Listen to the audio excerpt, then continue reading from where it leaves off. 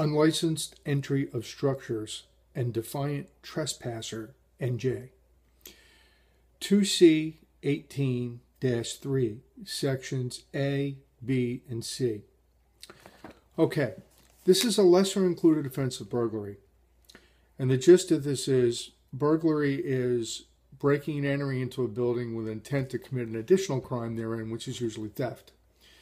Okay, this is generally just breaking and entering into a building or a dwelling house that you have no right to be in, and you know you shouldn't be there because it's posted or you've been warned or whatever. There's a slight twist, which we'll get into in a moment, about peeping Tom statutes in which, you know, you're not allowed to peer into somebody's bedroom window or a bathroom window or something along those lines. So we'll get to that in a minute.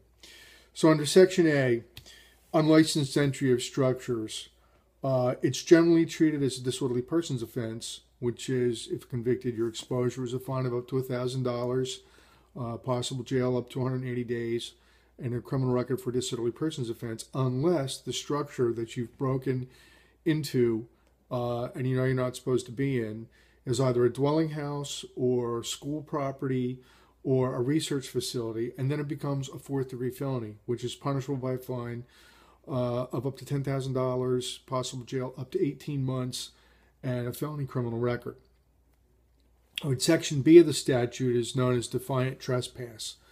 This is the one I see all the time in the summertime at the Jersey Shore and other places. This is someone who goes into a building or on somebody's property who is not wanted, is not supposed to be there, and then they are charged for this defiant trespass.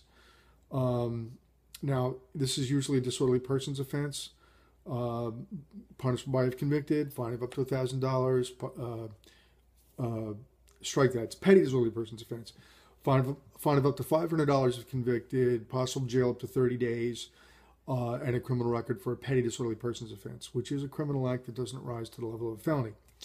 However, you know, this can also be serious because it can keep you from getting a job from either the state government or to be a school teacher or a public official, what have you.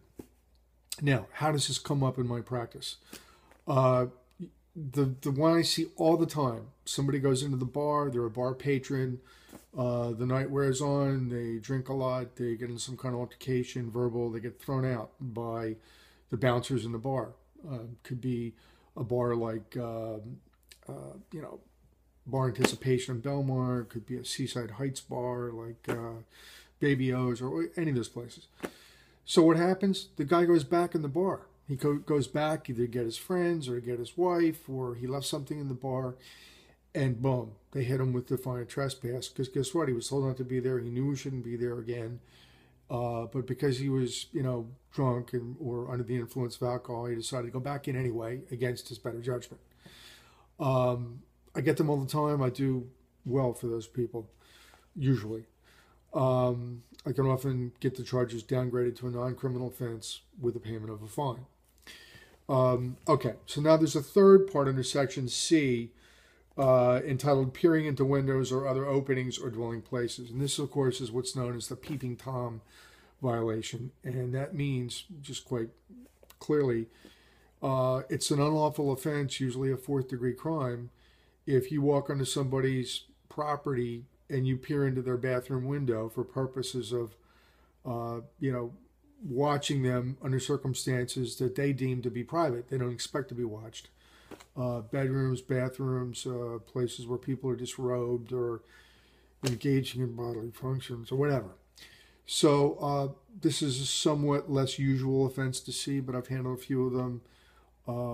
It's in the ilk of lewdness in the sense that it's an uncomfortable offense. The courts don't like it because it's, you know, it's considered embarrassing and, you know, not very savory to be, you know, snooping on your neighbor while they're, you know, not wearing any clothes or something. So anyway, that's the gist of this offense. Been charged in any of these offenses, I can help you. My name is Stephen Agravatt. My telephone number is 732-337-7922. Thank you. Have a nice day.